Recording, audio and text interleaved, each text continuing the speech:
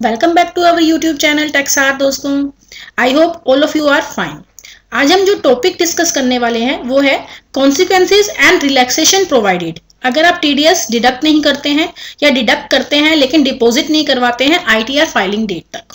दोस्तों वीडियो को एंड तक जरूर देखिएगा, बहुत यूजफुल एंड जनरल टॉपिक है, हमारे डे टू डे बिजनेस में आता है और हम सब इस प्रॉब्लम को फेस भी करते हैं। लेकिन सबसे पहले हमारे चैनल को लाइक एंड सब्सक्राइब करना मत भूलिएगा एंड बेल आइकन दबा दीजिए।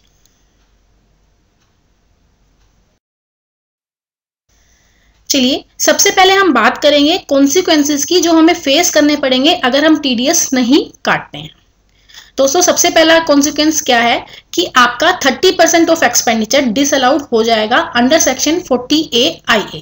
यानी अगर आपने कोई टीडीएस नहीं काटा है या टीडीएस काटा है लेकिन डिपॉजिट नहीं करवाया है आईटीआर डेट तक अंडर सेक्शन 139(1) में, तो आपको 100% एक्सपेंस अलाउड नहीं होगा।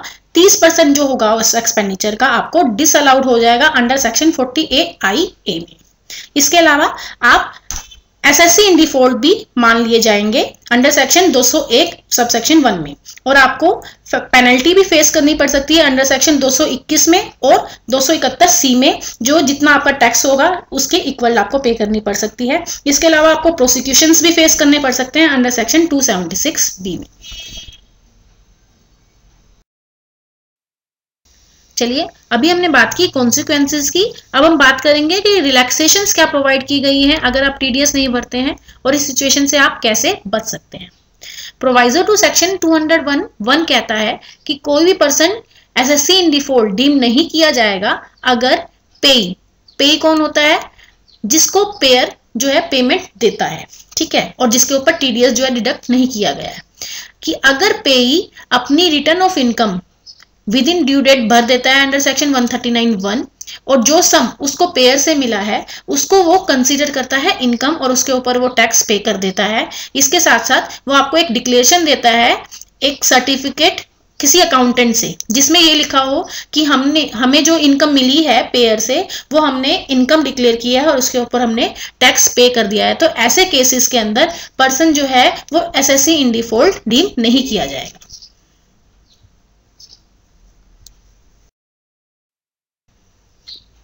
अब क्वेश्चन ये है कि क्या एक्सपेंसेस डिसअलाउ होंगे अंडर सेक्शन 40 अगर हम टीडीएस नहीं काटते हैं तो। दोस्तों अगर proviso to section 201 subsection 1 fulfil हो जाते हैं, जो कंडीशन हमने पिछली वीडियो में आपको बताई, ऐसे केस में एक्सपेंडिचर जो है वो फुली अलाउड होगा, 30% की डिडक्शन को डिसअलाउ नहीं किया जाएगा अंडर सेक्शन 40, और टीडीएस जो है वो माना जाएगा कि डिडक्ट और डिपॉजिट हो गया है जिस डेट पर पेई ने अपनी आईटीआर फाइल कर दी है। ये सब बताया गया है second proviso to section 40A(IA) के अंदर।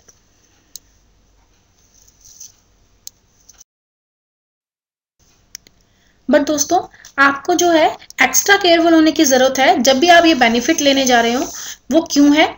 किसी भी पेयर को अगर इस प्रोवाइजो का बेनिफिट लेना है तो उसको जो है कुछ चीजों का ध्यान रखना है केयरफुली। वो क्या है? उसको पेई की आईटीआर की कॉपी, ई वेरीफाइड कॉपी जो है उसको लेनी होगी विद कंप्यूटेशन। उसको इंश्योर करना पड़ेगा कि पेई ने जो है इस इनकम को, जो इनकम पेयर ने उसको दी थी विदाउट डिडक्शन ऑफ टैक्स, उसने उसको इनकम में दिखाया है और उसके ऊपर टैक्स भी पे किया है। इसके साथ साथ उसे एक डिक्लेरेशन लेनी पड़ेगी पेई से कि उसने जो है इनकम कंप्यूटेशन में लेकर उसके ऊपर टैक्स पे कर दिया है। एंड पेयर को 26A फॉर्म जो है वो फाइल करना पड़ेगा ट्रेसिस की साइट पे, और वो फाइल जो वो कर रहा है फॉर्म, वो रूल 31 ACB में बताया गया है कि इस मैनर में जाना चाहिए। इसके अलावा वो फॉर्म जो है वो CA से जो है सर्टिफाई होना भी जरूरी है। इसके साथ साथ पूरा इंटरेस्ट टीडीएस पे जो भी बनता है वो पेयर को पे करना जरूरी है।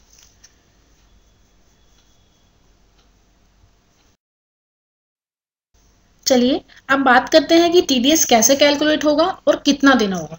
दोस्तों सेक्शन 201(1)A का प्रोवाइजो क्या कहता है कि इंटरेस्ट हमें देना होगा फ्रॉम द डेट जब टैक्स डिडक्टिबल था टू डेट जब पेई ने अपनी आईटीआर फाइल कर दी under section 139(1). And second proviso to section 40A(IA) कहता है कि अगर सारी कंडीशंस जो प्रोवाइजो टू सेक्शन 201(1) में बताई गई हैं और जो हम ऑलरेडी पिछली वीडियो में डिस्कस भी कर चुके हैं फुलफिल कर देता है, तो माना जाएगा कि टीडीएस जो है वो डिडक्ट भी हो गया और डिपॉजिट भी हो गया है ऑन डेट जब पेई ने आईटीआर फाइल कर दी। अब अगर दोनों प्रोवाइजो को हम साथ में पढ़ें तो क्या बात निकलती है कि हमें इंटरेस्ट देना होगा 1% पर मंथ के हिसाब से। कब से कब तक? फ्रॉम द डेट जब टैक्स हमारा डिडक्टिबल था टू डेट जब आईटीआर रिटर्न फाइल कर दी पेई ने। इसको मैं एक एग्जांपल से समझाती हूँ। मान लीजिए mister A and mister B 2 person है। ओके, मिस्टर ए ने पेमेंट की मिस्टर बी को 15 जून को 1 लाख रुपए की अगेंस्ट प्रोफेशनल सर्विसेज। ठीक है, इसके ऊपर उन्हें 10% का टीडीएस काटना चाहिए था जो मिस्टर ए ने नहीं काटा और उसको फुल पेमेंट 1 लाख की पे कर दी 15 जून 2020 में। Okay, now next year mister B 31 जुलाई 2021 में अपनी आईटीआर फाइल करता है जो कि लास्ट डेट थी उसकी विद इन ड्यू डेट 139(1) में। तो इस केस में क्या होगा दोस्तों, 15 जून 2020 तो वो डेट है जब टैक्स हमें काटना चाहिए था। ओके, एंड 31 जुलाई 2021 वो डेट है जब मान ली जाएगी date of deduction and date of payment of tax. इसका मतलब हमें इंटरेस्ट देना होगा 1% का।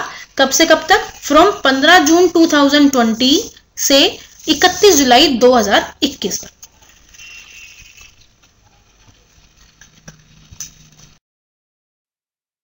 चलिए दोस्तों, अब हम बात करते हैं कि क्या इस प्रोवाइजो के बेनिफिट को एज ए टूल हम यूज कर सकते हैं for non deduction of TDS. ऐसा नहीं है दोस्तों। इस प्रोवाइजो को बेनिफिट आपको तभी लेने का फायदा है जब आपने रिटर्न फाइल कर दी है और कोई और सॉल्यूशन आपके पास नहीं है।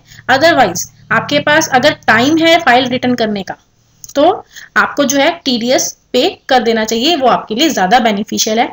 कुछ रीजंस हैं जिसकी वजह से हमें इस प्रोवाइजो के बेनिफिट्स को नहीं लेना चाहिए। वो क्या है?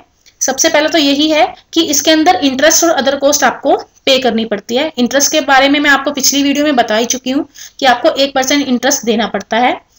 इसके साथ साथ हमें कुछ कॉस्ट भी लगती हैं, जैसे कि डिक्लेरेशन करवाते हैं या फिर ट्रेसिस की साइट पे हमें सर्टिफिकेशन करवानी पड़ती है चार्टर्ड अकाउंटेंट से, तो ये आपके लिए अदर कॉस्ट हो जाती है। दूसरा है, इसका प्रोसीजर बड़ा लेंथी होता है। ये हमेशा एक क्वेश्चन रहता है कि पेई ने आपकी इनकम को, जो इनकम आपने उसको दी है, उसको अपनी इनकम में इंक्लूड किया है कि नहीं किया, उस पर टैक्स जो है डिपॉजिट करवाया है कि नहीं करवाया है। इसके अलावा अगर लिटिगेशन में आपका केस चला जाता है तो पेई की बुक्स भी वेरीफाई कर सकते हैं और उसमें वो ये जज कर सकते हैं कि उन्होंने उसको इनकम में दिखाया है कि नहीं दिखाया है। तो ये एक एडवाइसेबल अप्रोच नहीं है। अगर आपके पास टाइम है तो आपको टीडीएस जो है वो पे कर देना चाहिए। इसके अलावा इसका बेनिफिट आपको तभी मिलेगा जब पेई ने ड्यू डेट तक रिटर्न फाइल कर दी है। कुछ स्मॉल पेई जो हैं वो रिटर्न फाइल नहीं करते हैं या करते हैं तो बड़ी लेट करते हैं, बिलेटेड रिटर्न भरते हैं, तो उस केस में आपको ये बेनिफिट नहीं मिलने वाला दोस्तों।